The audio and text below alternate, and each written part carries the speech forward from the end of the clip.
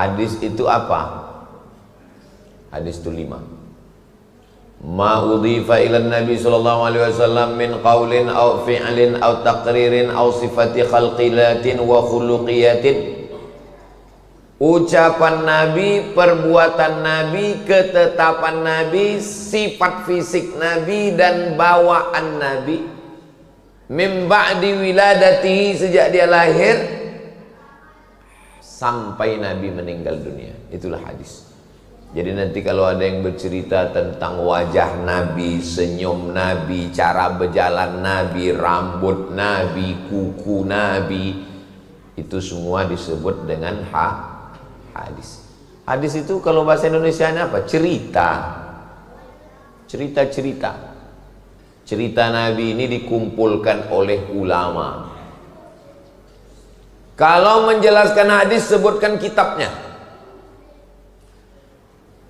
Kata Nabi, mohon maaf ya Pak, dalam kitab apa? Pokoknya jangan kau tanya-tanya. Banyak tanya masuk neraka kau nanti. Tapi kalau mau menanya Ustadz, jangan di tengah orang ramai. Takutnya dia entah lupa.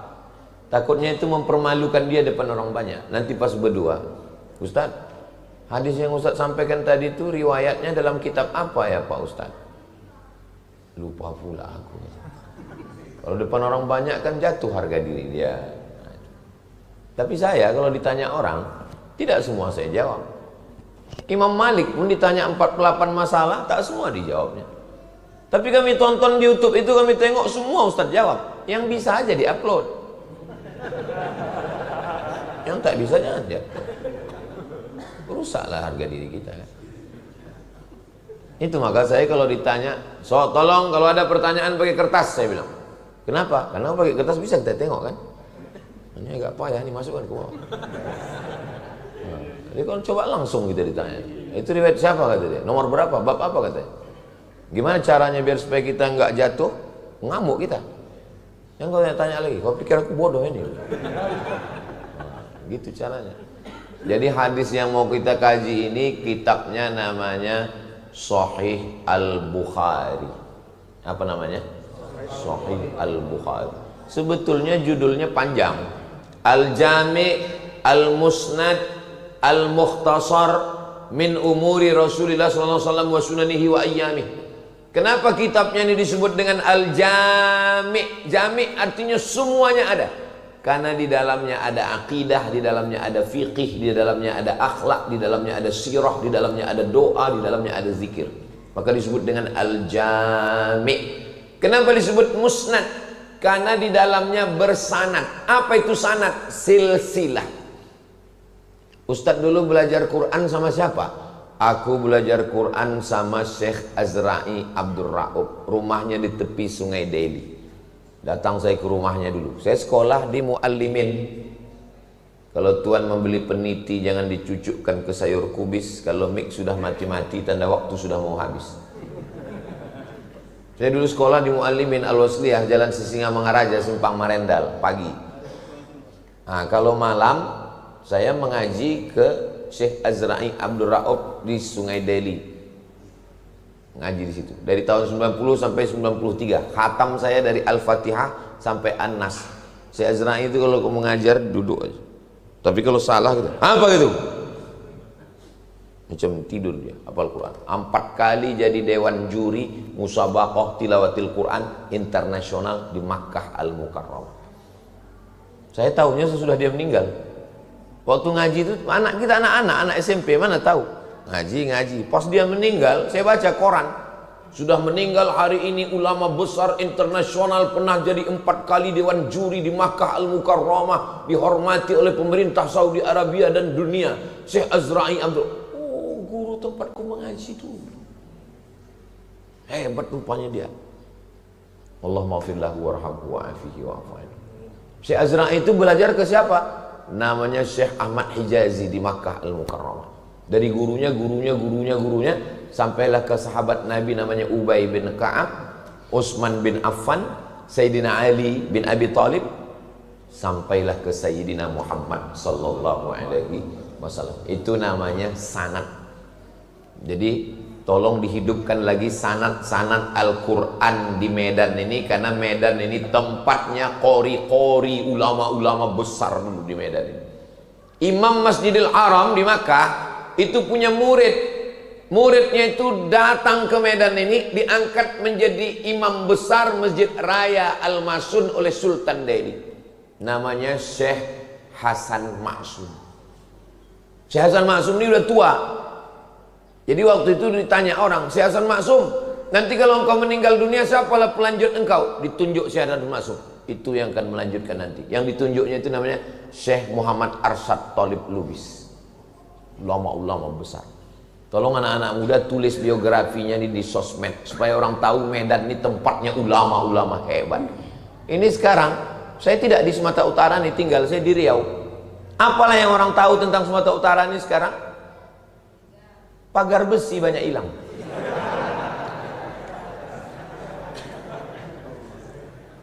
Saya menengok dari luar, padahal di sini dulu sarangnya ulama-ulama besar yang hebat-hebat itu dari sini.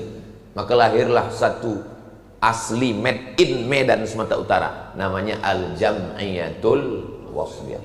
Dan Syekh Muhammad Arsyad Thalib Lubis itu menulis kitab Ulumul Hadis satu, namanya kitab Ulumul Hadis. Kami membaca kitab itu di Muallimin Al-Jam'iyatul Wasthiyah. Dari saya ke guru saya, sanadnya ke Syekh Muhammad Arsyad Thalib Lubis, sampailah sekarang. Mudah-mudahan bangkit lagi para ulama-ulama besar dari Sumatera Utara ini, insyaallah. Amin ya rabbal alamin. Al-Jami' Al-Musnad Al-Mukhtasar. Mukhtasar, kenapa disebut kitab ini mukhtasar, ringkasan? Karena hafalan hadisnya 600.000 hadis. Yang ada di kepala Imam Bukhari itu 600.000 hadis, 600.000 hadis. Tapi kalau itu dicetak banyak kali, akhirnya diringkasnya, itulah dia kitab isinya 7.275 hadis. 7.275 hadis. Al-Jami' As-Sahih Al-Musnad Al-Mukhtasar. Kenapa disebut As-Sahih? Karena semua hadis yang ada dalam kitab ini sahih.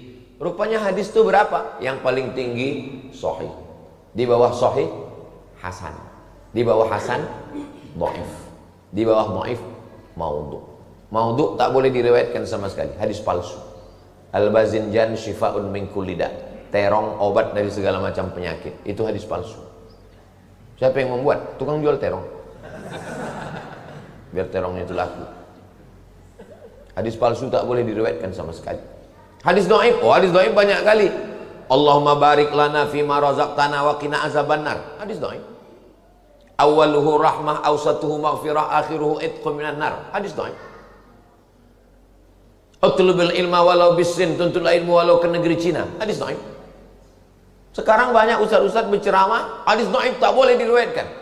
Hadis dhaif, kata Imam Nawawi, ajma'al ulama'u ala jawazil amali bil hadisid dhaif. Ijma' ulama boleh mengamalkan hadis dhaif kalau cukup 5 syarat. 1, bukan masalah halal haram. 2, bukan masalah akidah. 3, tak ada periwayatnya yang kazab, penipu, pendusta, pembohong. 4, masih bernaung di bawah hadis sahih. 5, untuk fadail a'mal, motivasi beramal. Misalnya ada ustadz nanti khutbah Jumat, disampaikannya, semangatlah anak-anak Medan menuntut ilmu. Utlubil ilma walau bisin, tuntutlah ilmu walau ke negeri Cina. Boleh apa tak boleh? Boleh. Apa pula salahnya? Bukan masalah akidah, bukan masalah fikih, bukan ada periwayatnya yang pendusta. Masih bernaung di bawah hadis sahih dan untuk fadail a'mal, memotivasi supaya orang belajar. Tuntutlah ilmu ke negeri Cina. Dulu begitu. Sekarang tak perlu, karena Cina itu sudah datang kemari. Sampai jauh-jauh ke sana. Nah, jadi jangan sembarangan. Ini baru mendengar 2 kali YouTube, orang anti hadis dhaif langsung menyalah-nyalahkan orang. Hadis hasan dan hadis sahih tak ada ikhtilaf antar ulama, boleh diamalkan. Jadi hadis yang mau kita bahas subuh ini hadisnya hadis sahih, tak ada ikhtilaf. Kenapa sahih? Karena semua yang ada dalam Sahih Bukhari itu sahih. Hadis sahih. Bukhari bukan nama orang. Imam Bukhari bukan nama orang. Bukhari artinya orang Bukhara. Bukhara, Bukhari. Orang Makkah, Al-Makki. Makkah, Al-Makki. Madinah, Madani. Medan? Medan. Nah, jadi kalau ada nanti nama Ustadz Al-Mukarram, Ustadz Abdul Somad Al-Maidan, dikomplain orang, apa pula Al-Maidani, bukan orang Medan dia katanya. Man sakana baladan arba'a sanatin, man sakana baladan arba'a sanawatin faqad sahha an yunsab ilaih. Siapa yang tetap di suatu kota selama 4 tahun, boleh dipakai nama kota itu. Jadi kalau ada orang yang menyebut nama itu, namanya Ustadz Abdul Somad Al-Maidani itu, bukan orang Medan dia. Iya, tapi dia dulu sekolah 5 tahun di Medan. Nah, itu jawabnya. Boleh dipakai. Ini daerah mana nih? Daerah kecamatan apa? Labuan Deli. Al-Delhi. Dulu ada namanya ulama besar Ustadz Husain Sardani, tamat dari Irak, dari Baghdad, Irak, dari tempat Saddam Hussein. Namanya Syekh Husain Sardani, ulama besar Al-Wasliyah. Sardani itu dari Serdang. Serdang itu Sardani. Ulama besar. Jadi ulama-ulama besar. Dulu waktu saya kuliah di sekolah di Muallimin, yang mengajar saya namanya Ustadz Hafiz Yazid. Kata dia, ada ulama besar namanya Syekh Abdul Somad. Saya waktu itu tuh terus di ujung Al-Falembani. Al-Falembani berarti Lembang. Syekh Abdul Somad Al-Falembani hidupnya tahun abad ke-18. Dia murid langsung dari Syekh Abdul Karim Samman dari Madinah Al-Munawwarah. Syekh Abdul Somad Al-Falembani ini seangkatan dengan Datuk Kalampayan di Kalimantan. Moyangnya dari Abah Guru Sekumpul, namanya Syekh Muhammad Arsyad Al-Banjari. Al-Banjari berarti orang Banjari. Zaman dulu kalau disebut nama itu langsung tahu kita nama. Itulah hebatnya orang Batak. Asal disebut namanya langsung kita tahu dia dari mana. Siregar, tak mungkin dari Solo. Asal disebut nama, itu hebat. Jadi yang punya marga pertahankan nama itu. Kenapa? Karena itu menunjukkan identitas diri kita. Dan biasanya nasab-nasab ini membuat orang menjadi bersaudara. Pernahkah orang Batak berperang gara-gara agama? Tidak pernah. Bacalah sejarah orang Batak berperang gara-gara Islam sama Kristen. Tidak pernah. Kenapa? Karena kalau udah jumpa, bertutur dia, bertarombo dia, walak ita sesudena. Tak jadi dia berperang. Karena bersaudara lebih kuat daripada beragama bagi mereka. Maka anak-anak kita ini pertahankan nasab itu. Kenapa? Karena itu menunjukkan identitas diri. Nah, Bukhari bukan nama orang. Bukhari adalah nama kampung. Bukhari orang Bukhara. Bukhara itu sekarang di mana? Uzbekistan. Dari Pekanbaru naik pesawat ke Jakarta, dari Jakarta naik pesawat ke Tashkent, dari Tashkent naik kereta api ke Bukhara. Sampai di Bukhara, itulah dia nama kampung Bukhara. Orang Bukhara itu disebut dengan Bukhari. Siapa nama kau? Bukhari. Kau orang Bukhara? Enggak, aku orang Teluk Nibung. Kenapa pula orang Teluk Nibung nama kau? Tanjung Balai Teluk Nibung, tembak lantai kena hidung. Kenapa nama kau Bukhari? Entah, begitu dikasih nama ayahku dulu. Rupanya orang dulu pakai nama Bukhari itu untuk mengambil nama barokah ahli hadis ini. Nama dia Muhammad bin Ismail bin Ibrahim bin Al-Mughirah bin Bardizbah. Saya lebih hafal nama dia daripada nama saya sendiri. Nama saya sendiri cuma 4 yang saya ingat. Abdul Somad bin Bakhtiar bin Yahya bin Muhammad Shah, dari pihak ayah saya. Ayah Muhammad Shah itu sudah tak tahu saya lagi. Dari pihak emak saya hafal saya 5. Abdul Somad, anak Hajah Rohana, anak Siti Aminah, anak Syekh Abdurrahman, Syekh Silau Laut, anak Nahoda Alang, anak nahoda Ismail. Ayah nahoda Ismail itu sudah tak tahu saya lagi. Coba pulang nanti tanya. Yang hafal nasabnya sampai 5, angkat tangan. Mati maita. Dapat aja agak 3 jadilah. Jangan sampai nanti anak kita pas ditanya orang, coba sebutkan nasab kau. Aku anak bayi tabung. Kau coba sebutkan nasab kau. Aku Pak Ustadz, dulu ada imam masjid pulang, dibukanya pintu, ditengoknya dalam kardus, itulah aku. Jadi siapa nama kau dibuat di KTP? Bin Kardus. Jangan buat nama bin yang tak baik. Kalau tak tahu nama ayahnya, buat bin Abdillah, anak hamba Allah. Abdillah, Abdurrahman, Abdurrahim boleh, asal jangan Abdus Somad. Disangka orang anak saya, padahal bukan. Muhammad bin Ismail bin Ibrahim bin Al-Mughirah bin Bardisbah. Bardisbah ini bukan orang Arab, orang Persia, mu'allab masuk Islam. Jadi atuk Imam Bukhari yang kelima itu mu'allab masuk Islam. Mu'allab itu tidak hina. Ini kadang orang, alah kau baru berapa lah generasi kau Islam, atuk kau pun mu'allab. Jangan dihina mu'allab, karena mu'allab itu ulangan amalnya dari nol, tak berdosa sama sekali. Kalau ada saudara-saudaraku yang mu'allab, dia ejek orang, apa kau mu'allab? Iya aku mu'allab, amalku dari nol. Kau dosa aja isi catatan amal kau.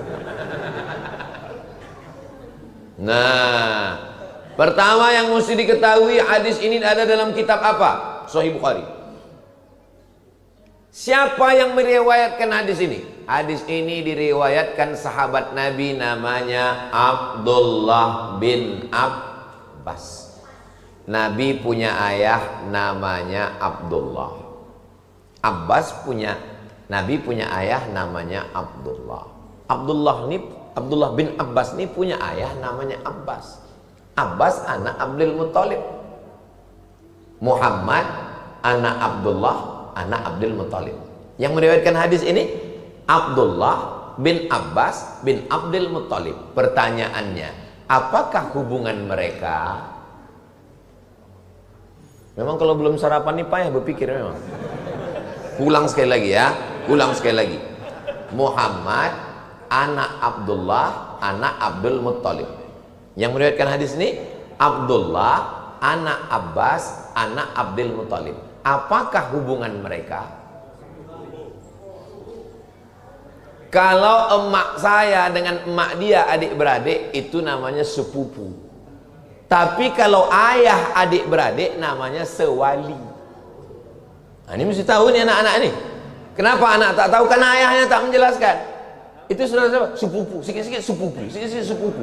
Kalau emak adik beradik itu namanya sepupu. Kalau nenek adik beradik dua pupu. Itu saudara kau, Ustadz sama dia macam mana? Kami dua pupu. Saya dengan Bang Idris yang berpantun-pantun tuh dua pupu. Nenekku namanya Siti Aminah, nenek dia namanya Siti Fatimah. Siti Aminah dengan Siti Fatimah ini sama-sama anak Syekh Abdurrahman. Jadi kami dua pupu karena nenek kami adik-beradik. Kalau emak adik-beradik namanya sepupu. Kalau ayah adik-beradik namanya sewali. Kenapa disebut ayah adik-beradik itu sewali?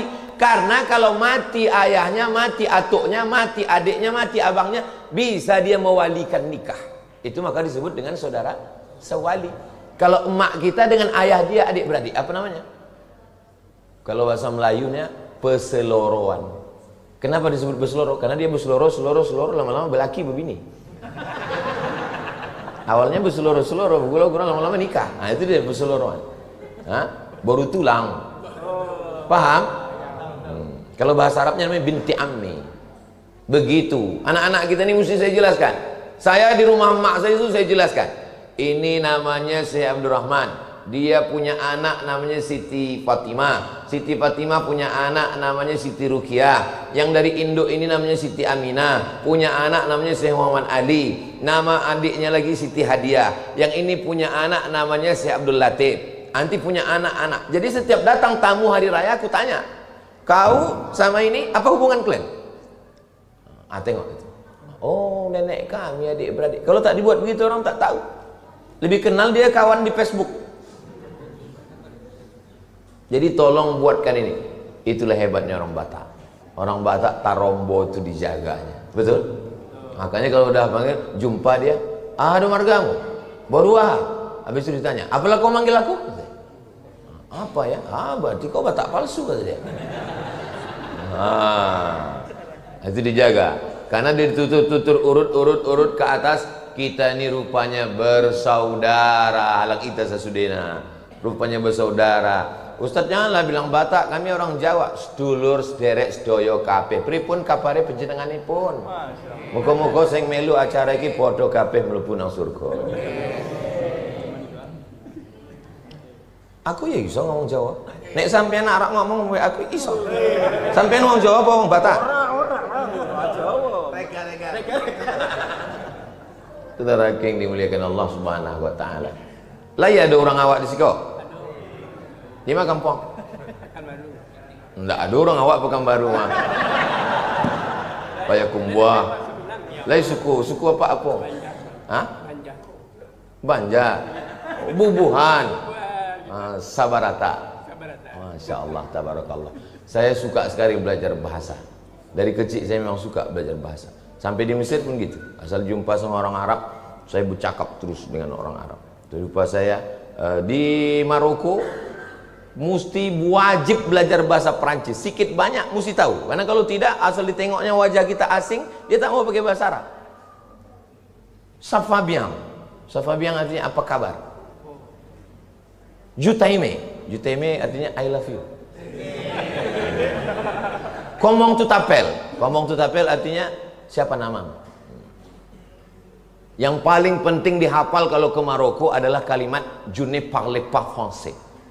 Je ne parle pas français artinya aku tak bisa bahasa Prancis. Asal udah agak dalam kali cakap dia, langsung kita bilang je ne parle pas français arabe. Aku tak bisa bahasa Prancis, bahasa Arab aja. Kaif halak? Tolu halak. Bahasa ini penting. Man arafa lughata qaumin amina makrahum. Siapa yang paham bahasa suatu kaum, dia aman dari tipu daya. Saya mau ngasih tahu, yang mengulis kitab Sahih Bukhari 7.275 hadis itu bukan orang Arab. Bukan orang Arab. Apa tafsir yang paling tua? Tafsir yang paling tua tafsir Imam Abu Ja'far Ibnu Jarir At-Tabari, 24 jilid, 1 meter panjangnya. Tabari, Tobrustan, bukan orang Arab. Bukhari, Uzbekistan, bukan orang Arab. Kenapa? Allah mau menunjukkan ke agama ini bahwa agama ini akan didiami, akan dihuni, akan dianut oleh semua orang-orang hebat. Kita kalau belajar hadis, sanad ahli sanad dunia ini namanya Syekh Muhammad Yasin bin Isa Al-Fadani. Fadani dari mana? Padang. Mufti Mesir, namanya Syekh Ali Jum'ah. Waktu saya baca biografinya, sanad hadisnya dari Syekh Muhammad Yasin bin Isa Al-Fadani dari Padang. Saya mau ngasih tahu, siapapun kita, apapun suku kita, dari manapun kita, kalau kita muliakan agama Allah ini, kita akan kekal abadi, dikenang sepanjang zaman, insya Allah. Tolonglah agama ini. Imam Masjidil Haram meninggal tahun 1916, namanya Syekh Ahmad Khatib Al-Minkabawi. Orang mana itu? Minangkabau. Jadi jangan asal disebut Minangkabau rumah makan Gumarang. Minangkabau rumah makan Minang, rendang. Syekh Ahmad Khatib Al-Minkabawi berperang antara padri dengan adat. Orang padri berpegang ke agama, adat melagayam, berperang dilaga oleh Belanda, Divide et Impera, lari ke Makkah. Sampai di Makkah menghafal Quran, menghafal hadis, menghafal fikih, usul fikih, bahasa Arab. Malang tak dapat ditolak, untung tak dapat diraih. Kalau tuah ada di badan, pasir digenggam menjadi intan. Ahmad Khatib Al-Minkabawi nikah sama anak saudagar kaya, namanya Syekh Soleh Al-Kurdi. Syekh Soleh Al-Kurdi punya anak gadis cantik, nikah sama anak Syekh Soleh Al-Kurdi. Syekh Soleh Al-Kurdi dekat dengan Raja Makkah. Waktu itu sebelum revolusi King Abdul Aziz. Revolusi King Abdul Aziz 1924. sebelum revolusi King Abdul Aziz. Lalu kemudian Syekh Soleh Al-Qurdi membawa anaknya tadi, menantunya tadi, Syekh Ahmad Khatib, sholat bersama sultan, bersama raja. Yang jadi imam raja. Zaman dulu raja-raja itu bisa jadi imam. Zaman sekarang ada juga yang bisa jadi imam, tapi zuhur aja. Tak berbunyi. Modal Allahu Akbar.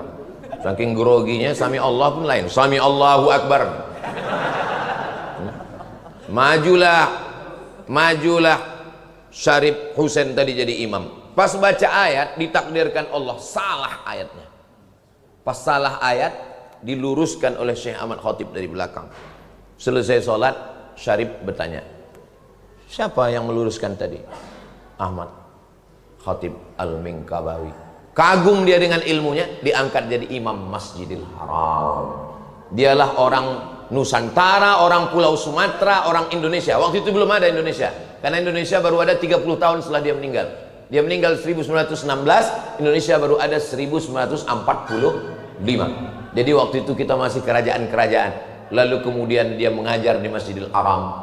Pulanglah muridnya dari Makkah. Nama muridnya itu Kiai Haji Hadratus Syekh Muhammad Hashim Asy'ari.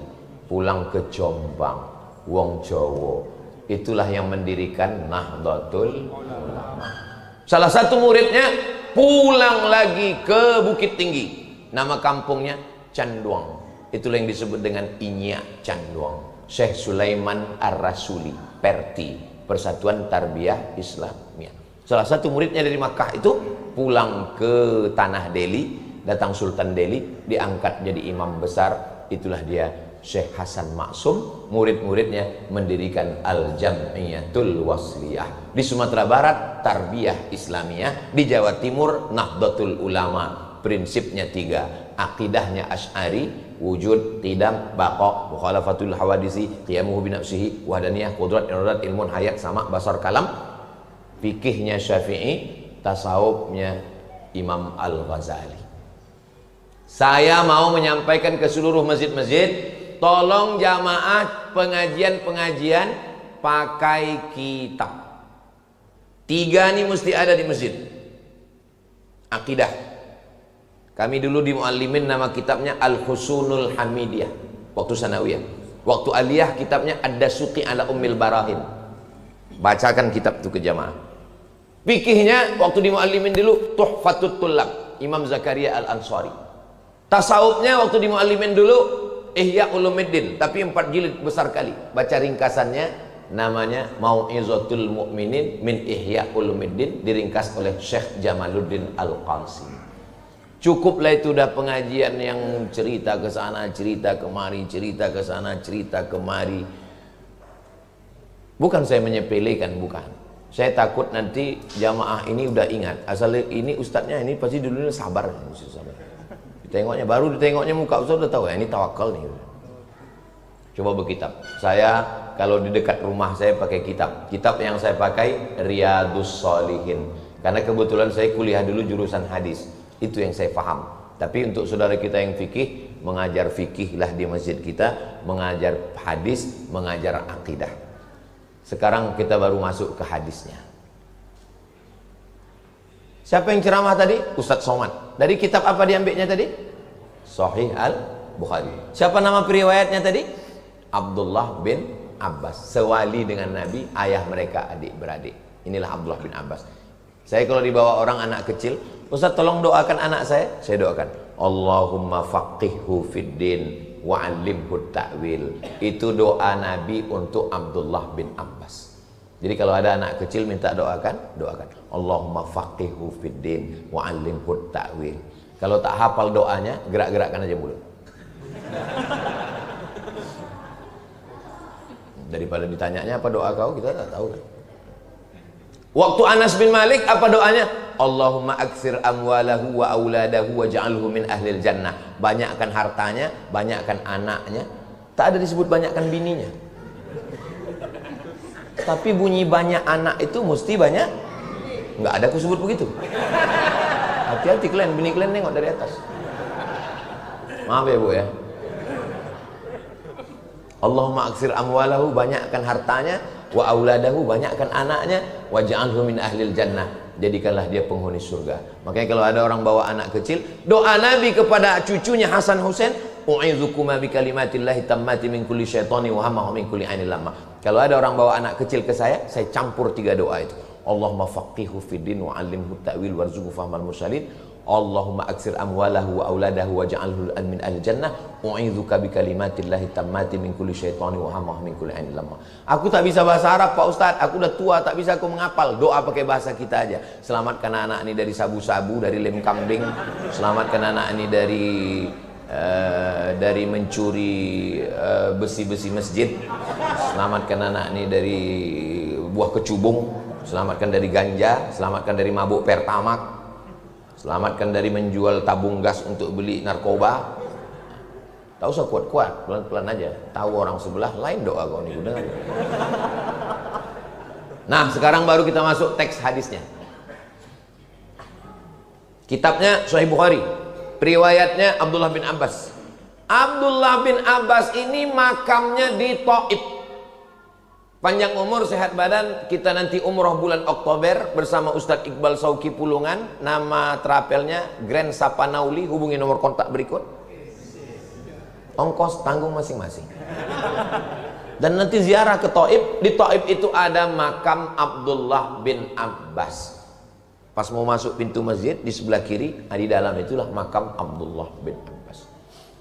Tapi makamnya tidak boleh diziarahi karena Saudi tak boleh ziarah. Ziarah ke makam Nabi pun orang tuh marah.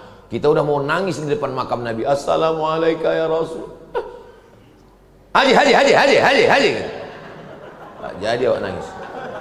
Nah, udah siap udah mau nangis. Akhirnya nangis juga keluar. Pas tanya, kenapa kau nangis? Dimarahi polisi itu tadi. Nah, jadi beliau meninggal. Dan sahabat Nabi yang paling banyak tafsir Al-Qur'annya adalah Abdullah bin Abbas. Kalau mau menengok tafsir Abdullah bin Abbas paling lengkap dalam kitab tafsir At-Tabari. Diriwayatkan oleh murid-muridnya. Imam Ad-Dhahhak murid dia, Mujahid murid dia, Qatadah murid dia. Ini semua adalah ahli tafsir. Nah, sekarang kita baru masuk ke teks hadisnya. Apa bunyi teks hadisnya? Mamin ayamin, tidak ada hari selama 360 hari selama setahun 12 bulan ini. Al-amalus salihu fihinna ahabbu ilallah.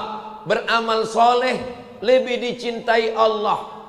Tidak ada hari selama 1 tahun ini yang beramal soleh lebih dicintai Allah melebihi 10 hari ini. 10 hari ini mana? Sudah lewat 4 hari. Karena hari ini sudah masuk tanggal apa pula 1 Juni? Tanggal 5 Zulhijjah ini. Hari Ahad tanggal 5, hari Senin tanggal 6, hari Selasa tanggal 7, hari Rabu tanggal 8, hari Kamis tanggal 9, hari Jumat tanggal 10. 4 hari sudah lewat, apa boleh buat? Tak bisa diulang balik. Nasi sudah jadi tai ayam. Udah lewat 4 hari. Menangis air mata darah kita udah lewat 4 hari. Tinggal 6 hari lagi. 6 hari ini diisilah kata Nabi dengan amal yang soleh. Ma min ayamin, tidak ada hari. Al-amalu salihu fihinna ahabu ilallah. Beramal soleh 10 hari ini lebih dicintai Allah daripada amal yang lain. Datang sahabat bertanya, walal jihadu fi sabilillah. Bagaimana dengan berjihad ke Palestina? Bagaimana dengan jihad berperang? Kata Nabi, walal jihadu fi sabilillah. Jihad pun kalah dengan amal yang 10 hari ini. Illa, kecuali rajulun kharaja binafsihi wa malihi. Kalau ada orang yang keluar rumah membawa nyawanya, membawa hartanya, walam yarji' min dzalika bi syai', dan dia tak pulang lagi ke rumah, hartanya habis, nyawanya habis, mati syahid. Itulah yang bisa mengalahkan yang 10 hari ini.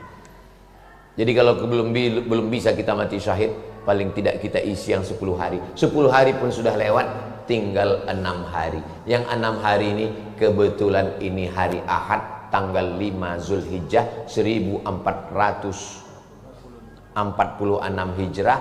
Kebetulan ini 1 Juni 2025. Apa saja amalnya? Amalnya ada 5. Apa saja amalnya? Jangan kemana-mana, kita lanjutkan setelah yang satu ini. Begitu kalau masuk TV ada iklannya. Amal yang pertama, amal yang paling disukai Allah adalah puasa. Jadi tolong besok ibu puasa.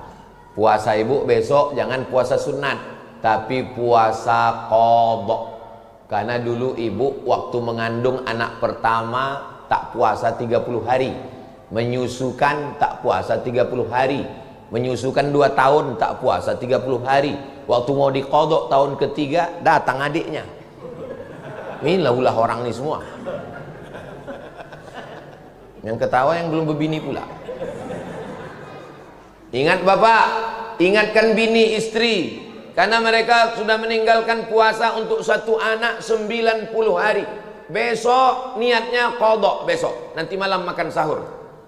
Aku berniat puasa qadha besok hari lillahi ta'ala. Dapat 3. Qadha-nya lunas 1 hari, dapat pahala puasa Senin. Besok hari Senin kan? Dapat pahala puasa sunat 10 Zulhijjah besok. Kenapa Ustaz ingatkan ibu? Karena ibu yang banyak puasanya tinggal. Kemarin aja Ramadan hilang 7 hari. Rupanya suaminya 17 hari. Jadi bukan berarti laki-laki ini selamat tak ada tinggal puasanya. Yang laki-laki pun besok niat puasa qadha. Jangan sampai mati punya utang puasa. Utang puasa tak bisa dibayar pakai haji. Utang puasa tak bisa dibayar dengan istighfar. Utang puasa tak bisa dibayar pakai duit. Utang puasa mesti diqadha kalau dia sehat.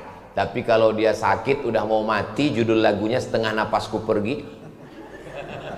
Bahasa kitanya ngap-ngap baung. Itu baru bisa bayar fidyah. Menurut Basnas 1 harinya 60.000. Makan pagi, makan siang, makan malam, sesuai dengan standar lontong Medan. Dah, amal paling bagus puasa. Kenapa darah tersumbat ke otak? Karena paralonnya macet. Ini ada paralon ini dari jantung ini kan menyembur darah. Dari jantung ini menyembur darah nih ke otak. Paralonnya tersumbat. Kenapa paralon tersumbat? Karena banyak gula. Gara-gara minum teh, minum teh, minum teh. Itu maka bagus Masjid Al-Amal ini. Tak ada teh di atas meja. Bagus ini, bagus. Supaya jangan tersumbat otak Ustaz itu. Saya Ustadz yang tak pandai sindir menyindir. Saya to the point. Jangan kasih Ustadz kita teh manis. Karena Ustadz jarang olahraga. Ustadz pengajian subuh, pengajian duha, pengajian zuhur, pengajian asar, emak-emak wirid yasin, pengajian maghrib, pengajian isya. 1 hari 6 titik pengajian. Teh, teh, teh, teh. Akhirnya Ustadz kena diabetes meletus. Kalau kalian sayang sama Ustadz, jangan kasih dia air teh. Tapi air putih kasih lah. Ini air putih pun tak ada. Parah kali kalian. Ini sebetulnya subuh saya paham. Kenapa? Karena semua pengurus sedang puasa sunnah. Jadi disangkanya Ustadz ini puasa juga. Ustadz kan mengajarkan puasa sunat 10 hari. Jadi kami puasa. Kami sangka Ustadz, aku musafir. Aku musafir. Ini subuh ini sebetulnya jadwal Al-Mukarram Ustadz Ustadz Musahur Siregar. Ini jadwal beliau. Mestinya pengurus kalian telepon Ustadz Musahur. Besok jadwal Ustadz kan? Iya. Ada yang mengundang Ustadz Somad ke Masjid Al-Amal. Kalau Ustadz mau datang, jumpa, datanglah. Tapi kalau tidak, mana tahu ada jadwal lain, kami maklum. Jadi begitu adabnya. Jangan tak kalian kasih tahu. Itu namanya pengurus tak beradab. Kasih tahu. Bukan berarti saya tak senang Ustadz datang, senang saya silaturahim. Tapi banyak masjid-masjid yang lain mungkin mengharapkan kedatangan karena dai kita kurang. Banyak sekarang orang tidak mau jadi ustadz. Yang paling payah mencari jodoh istri adalah ustadz. Kok ustadz tahu? Aku mengalami macam itu. Orang kalau minang anak gadis, tanya, apa titel kau? SH, masuk, pengacara. Apa titel kau? SE, sarjana ekonomi, masuk. Tapi kau tanya, apa titel kau? SAG. Alam goib ini kata dia. Apa titel kau? LC dari Mesir. LC. Lagi cemas ini katanya. Saya cucu atuk saya 40 orang. Apa kata atuk saya? Cucuku 40 orang. Yang satu ini namanya Abdul Somad. Aku yang mengasih nama. Nama dia Abdul Somad. Jangan sekolahkan umum. Dia mesti sekolah agama. Aku mau dia jadi ulama. Kalau aku hidup, aku menanggung biaya kuliah dia. Kalau aku mati, itu ada kebun kelapa 2 hektar untuk biaya kuliah dia. Jadi saya jadi ustadz ini bukan mendadak jadi ustadz. Ada juga orang tak ada niatnya jadi ustadz, cuman karena tak ada kerja lain jadi ustadz. Kalau aku tidak, aku memang dari kecil disetting jadi ustadz. Bagiku jadi ustadz ini adalah takdir perjalanan hidup. Cucuku kata tok saya yang ini mesti jadi ulama. Kalau umurku panjang, aku menyekolahkan dia. Kalau aku mati, itu kebun 2 hektar untuk biaya kuliah dia. Atuk saya meninggal tahun 1980. Meninggal dia tahun 80, pokok kelapa tuh ikut mati. Berjual, tak ada lagi. Tapi saya dapat beasiswa ke Al-Azhar Kairo. S2 saya dapat beasiswa ke Maroko. S3 saya dapat lagi bantuan ke Sudan. Profesor saya dari University Islam Sultan Syarif Ali Brunei Darussalam. Semuanya itu saya yakin karena barokah atuk saya berniat baik. Bapak kalau punya anak 5, punya anak 3, 1 tuh wakafkan ke agama Allah jadi ulama. Jangan takut anak tak makan. Kami sama Ustadz Sregar kurus begini bukan karena tak makan. Memang udah takdir kami begini. Jangan takut anak sekolah agama tak makan. Kalau ada orang yang takut menyekolahkan anak cucu ke agama takut tak makan, tolong bawakan dia ke rumah sakit. Periksakan. Jangan-jangan lambungnya dekat sama otaknya. Otak udang. Di situ otaknya, di situ lambungnya. Disengaja dijauhkan Allah otak ini dengan lambung supaya apa? Supaya kita jangan berpikir hanya makan. Karena memang belum sarapan ini makan aja pikiran kita ini.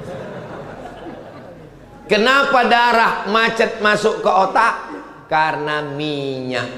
Dari mana minyak datang? Santan. Makan lontong Medan, santan. Soto Medan, santan. Kuah kacang berlemak, santan. Gorengan-gorengan, minyak. Minyak, santan, kolesterol tersumbat. Obat yang paling bagus puasa. Maka kalau ada bapak-bapak sakit-sakit, tak enak badan, asam urat, asam lambung, asam kumbang,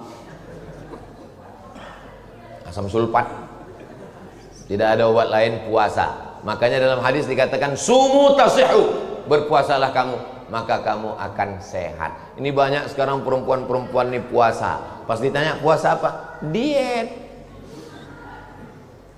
Dah, berikutnya amalan yang kedua. Aku tak sanggup puasa Pak Ustadz, ususku sudah kena mah akut. Yang tak sanggup puasa, amalan yang kedua, banyak-banyak sholat sunat. Bangun malam, sholat sunat wudhu, sholat sunat taubat, sholat sunat tahajud, sholat sunat hajat, sholat sunat witir. 5 malam. Pagi, sholat sunat tahiyatul masjid, sholat sunat qabliyah, sholat subuh, terbit matahari, sholat sunat isyraq. Ini nanti habis pengajian ini kita sholat sunat isyraq 2 rakaat. Ada waktunya tidak? Imsak, subuh, zuhur, asar, maghrib, isya. Tambah satu lagi, syuruk. Jam berapa syuruk di Medan? 6.12. Kadang lebih percaya kita sama Google daripada orang zaman sekarang. Mohon maaf ya Pak, bukan tak percaya. Cara mencarinya, waktu sholat Medan. Waktu sholat Medan terbitnya 6:14. Waktu lewat matahari di atas bumi 6:14 itu tidak boleh sholat karena itu waktu tanduk setan. Jadi matahari itu bulat begini, bulat matahari itu terbit. Waktu dia terbit itu datang setan menghampiri, itulah waktu tanduk setan. Kalau ada orang pas jumpa, apa kabar bro? Sehat setan bilang. Itu namanya waktu tanduk setan. Berapa lama? Setinggi tombak kaidah ram'in. Setelah diukur menurut ilmu astronomi, setinggi tombak itu 12 menit. Sekarang menurut waktu Medan terbit matahari 6.12, 6.14, tambah 12, berarti 6.26 sudah bisa sholat sunat isyraq 2 rakaat. 6.26. Niatnya usolli sunnatal isyraq rakaatain. Bagi yang Al-Wasliyah sama NU sama Perti, bagi Muhammadiyah tak usah pakai usolli, enggak pakai usolli. Allahu Akbar. Tak usah berkelahi masalah usolli tak usolli ini. Dulu di Medan ini orang berkelahi masalah usolli tak usolli. Sekarang alhamdulillah tak berkelahi lagi Pak Ustaz. Kenapa? Karena sama-sama tak sembahyang.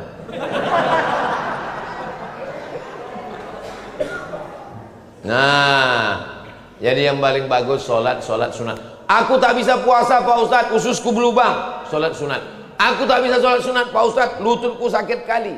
Yang ketiga, banyak-banyak baca Quran.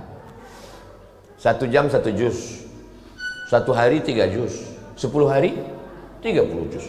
Kalau cuma 3 juz, enteng lah, encer lah. Aku 4 juz bisa, juz melon, juz pokat, juz mangga. Aku tak bisa baca Quran Pak Ustaz, asal ku tengok Quran itu bersatu titiknya. Masih ada harapan lagi. Apa dia? Zikir. Afdalul zikri fa'lam, seabdal zikir adalah la ilaha illallah, la ilaha illallah, la ilaha illallah. Tadi sebetulnya Pak Imam tadi mau berzikir. Imam tadi mau berzikir sebetulnya, subhanallah 33, alhamdulillah 33, Allahu Akbar 33, la ilaha illallah 100. Cuman datang pengurus berbisik dari belakang, jangan lama-lama. Jadi aku tengok itu semua, aku amati, bukan tak aku tengok. Jangan gara-gara ada pengajian tak berzikir, ini tak betul. Berzikir ini sunnah. Aku nanti kalau di akhirat ditanya malaikat, kenapa jamaah Masjid Al-Amal subuh Ahad tanggal 5 Zulhijjah tak berzikir? Kata imam, aku dilarang pengurus. Ditanya pengurus, kenapa kau larang berzikir? Karena menghormati Ustaz Somad. Aku yang kena. Aku tak ada nyuruh ya. Aku tak ada pesan. Usahakan berzikir. Subhanallah, subhanallah, subhanallah. Sunnah berzikir. Saya setiap jadi imam, tanya pengurus-pengurus nih. Setiap saya jadi imam, walaupun musafir, zikir tak pernah saya hilangkan. Subhanallah 33, alhamdulillah 33, Allahu Akbar 33. Kalau kebetulan imam subuh di hotel, di rumah, di mana, afdalu dzikri fa'lam annahu la ilaha illallah, la ilaha illallah. La-nya itu tidak, la. Pas lafaz Allahnya itu ke jantung. La ilaha illallah, bagi yang mau menggoyangkan kepala. Yang tidak, ya tak usah. La ilaha illallah, la ilaha illallah, la ilaha illallah. Karena tidak ada wajib menggoyangkan kepala. Ini kadang orangnya asal berzikir goyang kepala, asal gini goyang kepala. Pasti tanya kenapa kau goyang? Entah, aku tengok orang goyang, aku goyang. Tapi saya tengok Pak Ustaz, orang-orang tarekat Naksabandiyah itu tak ada zikirnya kuat-kuat, tasbihnya aja berputar. Itu namanya zikir ismuzat. Zikir ismuzat itu di dalam nih, tak berbunyi, tak bersuara. Zikirnya Allah, Allah, Allah, Allah, Allah, Allah, Allah, Allah, Allah, Allah, Allah, Allah, Allah, Allah, Allah, Allah. 1000, 1000, 1000, 1000, 1000, 1000. Satu hari. 5000 wajib satu hari. Allah, Allah. Supaya kita tak banyak bercakap. Ustaz banyak bercakap. Aku memang ceramah, mesti bercakap. Ada memang orang wajib dia bercakap. Siapa itu yang wajib bercakap? Ulama, wajib dia bercakap, menyampaikan ayat Quran hadis Nabi. Siapa lagi yang wajib bercakap? Parlemen. Parle bahasa Perancis, artinya bercakap. Parlemen tempat orang bercakap. Makanya kalau ada anggota parlemen tak bercakap, makan gaji buta, makan duit haram, makan duit rakyat. Mesti bercakap dia di situ, mengeluarkan perda, peraturan daerah, mengeluarkan undang-undang, mesti dia bercakap. Yang tak boleh bercakap siapa? Tukang tak boleh bercakap. Karena kalau dia bercakap berhenti batu bata. Supir tak boleh bercakap. Di Eropa itu tertulis don't speak, no speaking, dilarang ngomong ke supir. Kenapa? Karena dia bercakap salah konsen. Ya apa kau bilang tadi? Iya betul. Masuk, pindah alam langsung. Hah? Puasa tak sanggup Pak Ustadz. Sholat sunat, sakit lutut, encok, asam urat, baca Quran. Mata rabun, zikir tak bisa, keluar duit, infak, sodakoh, wakaf, bantu masjid, bantu. 5 amal yang utama di bulan. Tak juga sanggup, mati aja lah. Apalah guna hidup, buat semak medannya aja, buat macet jalan Singamangaraja aja. Cemana lah kami mau mati Pak Ustadz? Belum mati lagi, ada jenazah lewat, ikut. Ada nampak jenazah yang ikut, daripada habis besi-besi masjid ini nanti. Mudah-mudahan dipanjangkan Allah umur kita supaya kita bisa beramal soleh. Apalah hidup ini? Apalah hidup ini? Mau ku tanya dulu. Saya kalau yang tua segan, saya yang anak-anak muda lah tanya. Mana anak muda tanya. Itulah yang menunduk. Takut dia tanya. Bang, kasihlah saya definisi hidup. Apalah itu hidup?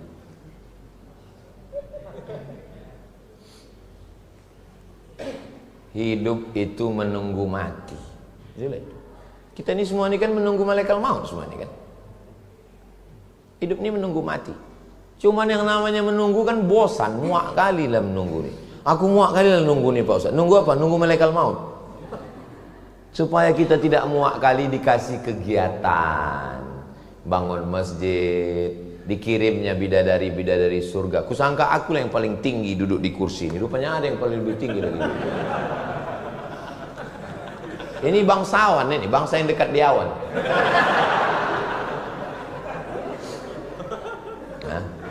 Supaya jangan muak kali kita nunggu malaikat maut ini datang, dikasihnya bini, dikasihnya anak, dikasihnya menantu, dikasihnya kawan. Akhirnya kita lupa bahwa kita ini menunggu mati. Ingat, kalau kita mati, 5 amal nilai yang kita bawa. Puasa, sholat, baca Quran, zikir, sodakoh.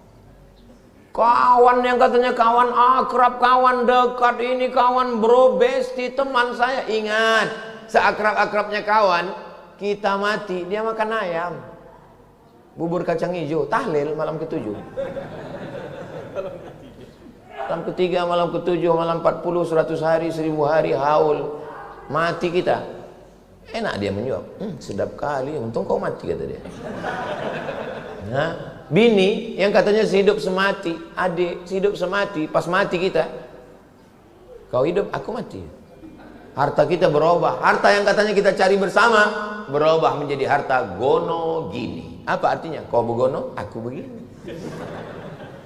Yang kekal dibawa mati ini 5. Janganlah mau disanjung-sanjung, engkau digelar manusia agung. Sadarlah diri, tahu diuntung, jasad terbujur, keranda diusung. Lagu ini tidak boleh dinyanyikan dalam 2 momen.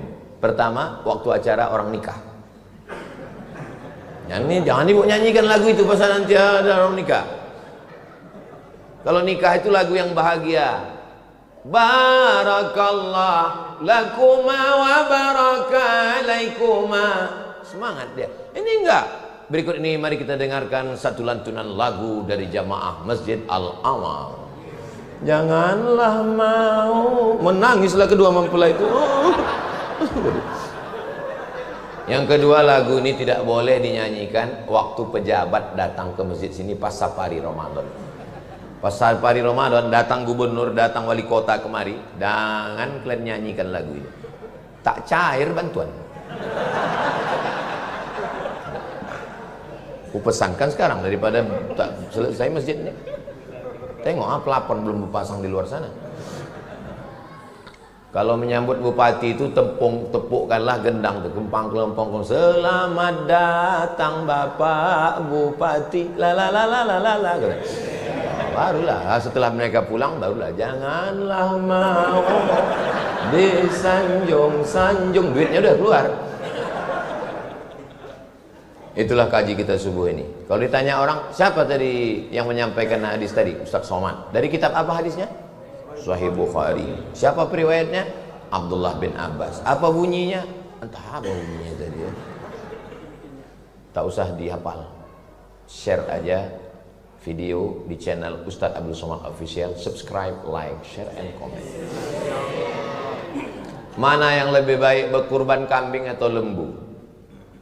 Ustadz, tolong buatkan video bahwa berkurban itu lebih afdal kambing, karena Nabi berkurban pakai kambing. Nabi berkurban motong kambing. Bikabsaini 2 ekor kambing, amlahaini putih bersih, akranaini betanduk. Kenapa lah bapak nih ngotot betul? Rupanya dia jual kambing. Patutlah dia minta kambing. Karena Nabi SAW yudhahi bikabsaini. Nabi menyembelih 2 ekor kabs. Bahasa Arabnya kabs.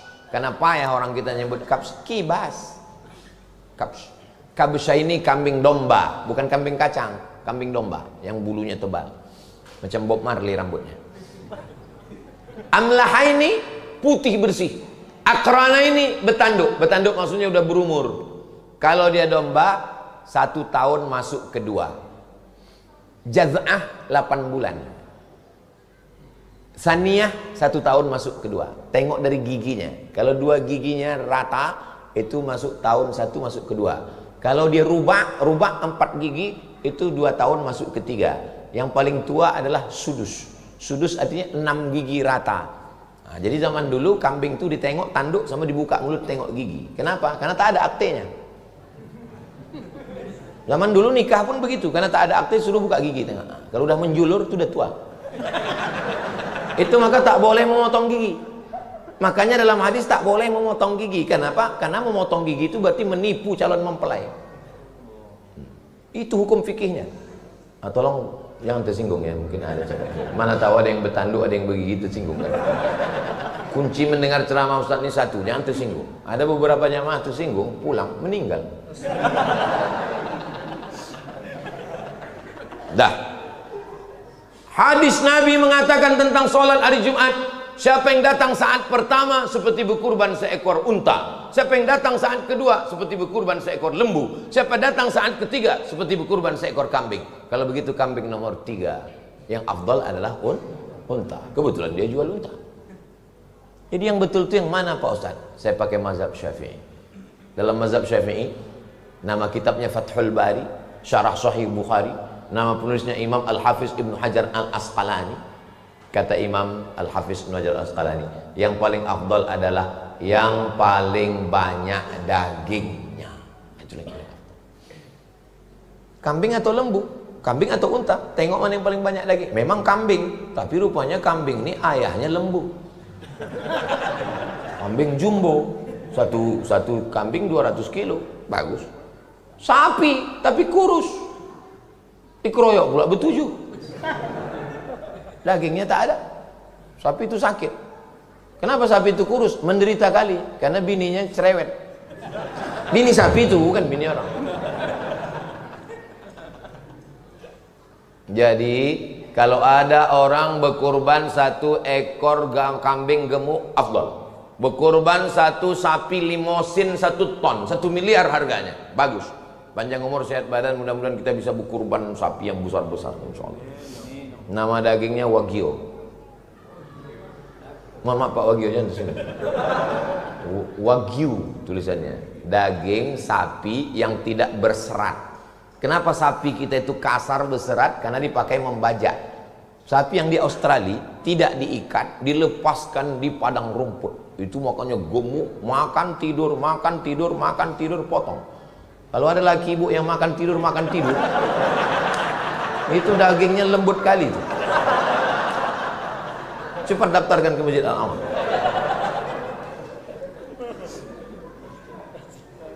Jadi kambing sama lembu terserah, yang paling banyak mana daging.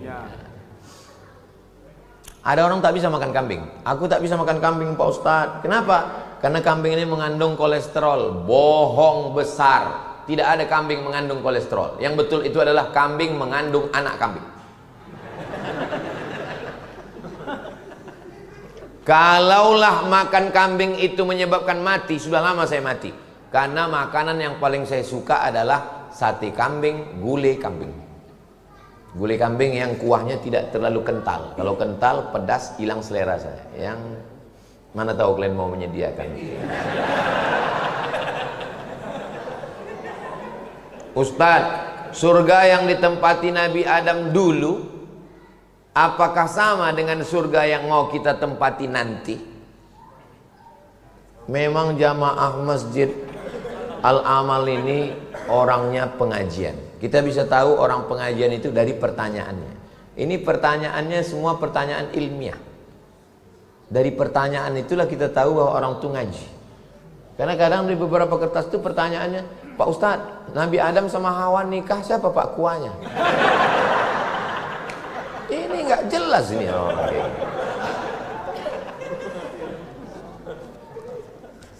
Surga yang ditempati Nabi Adam sama Hawa dulu adalah surga yang akan kita masuki.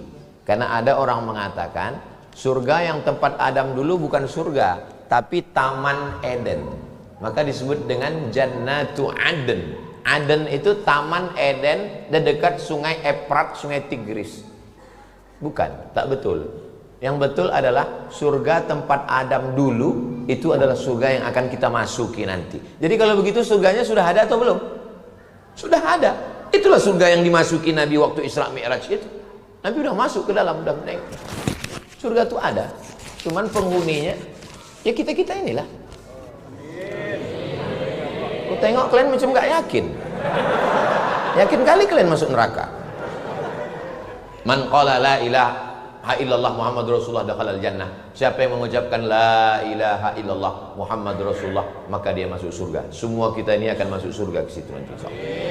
Mana dalilnya bahwa surga yang dulu itu tempat Adam, itulah tempat kita masuk?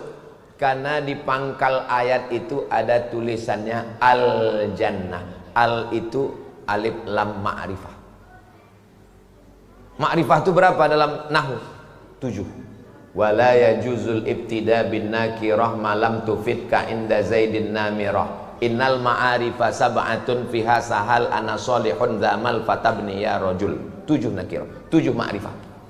Ma'rifah menunjukkan bahwa, contoh ma'rifah nakirah begini. Assalamualaikum warahmatullahi wabarakatuh. Jawab.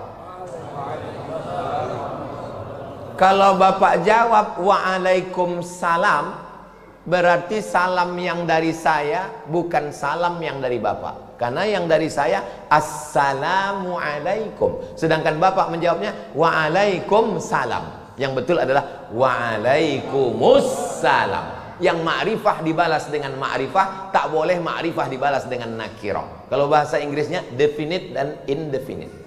Nah, nanti kita belajar bahasa Arab 6 SKS. Nahu yang paling rendah namanya matan al-ajurrumiyah. Naik ke atas kawakib durriyah, naik ke atas al-imriti.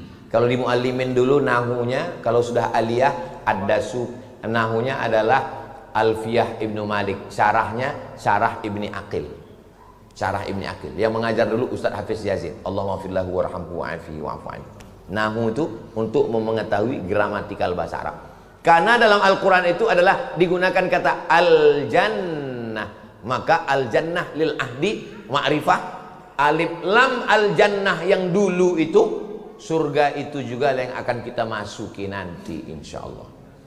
Mana dalil yang kedua? Dalil yang kedua adalah bahwa indikasi qarinah dari ayat Quran hadis Nabi bahwa memang surga itu yang di langit itu bukan surga yang ada di bumi, yang taman-taman.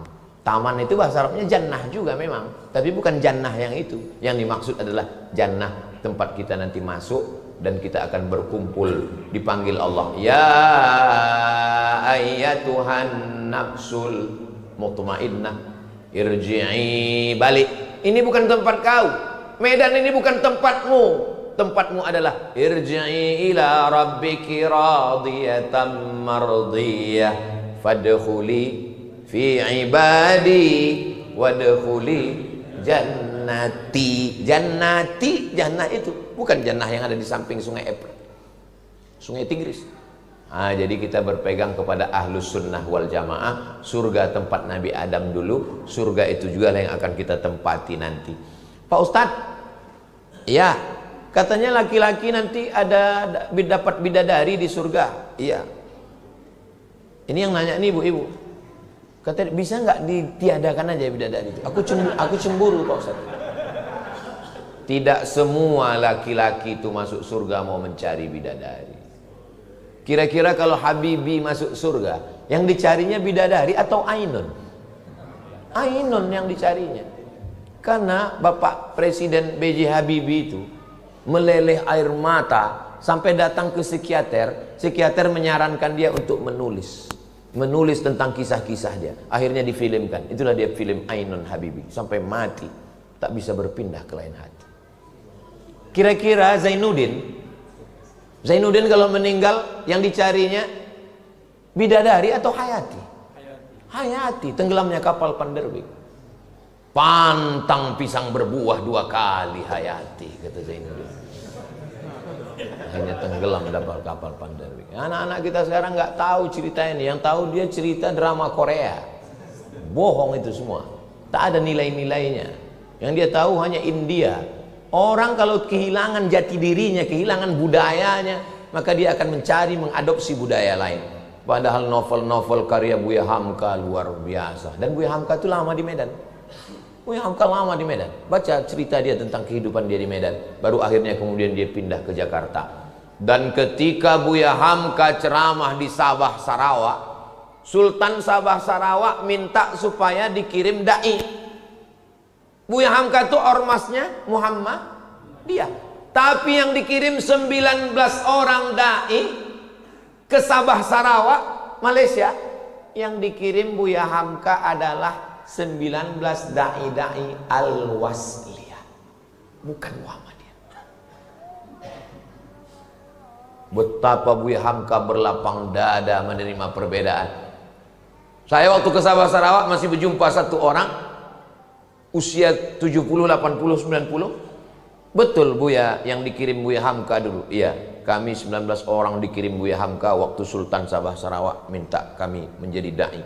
Semua kami orang Al-Wasliyah. Kenapa yang dikirim Buya Hamka Al-Wasliyah? Karena di sana mereka sholat subuhnya berkunut dan mereka membaca bismillah jahar. Kalau dikirim Buya Hamka Ustadz Muhammadiyah berkelahi orang itu di sana.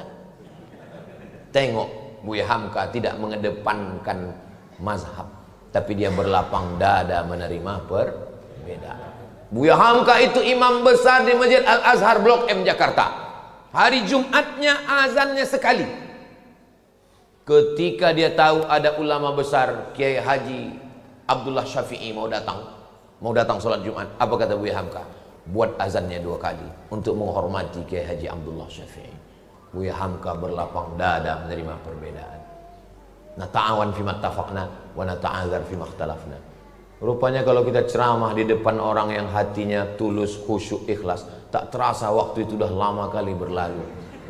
Kita sudah terlambat 20 menit sholat sunat isyraq 2 rakaat. Kita sholat sunat isyraq 2 rakaat, nanti ketika Bapak Ibu semua sedang sholat, itulah waktunya saya pulang.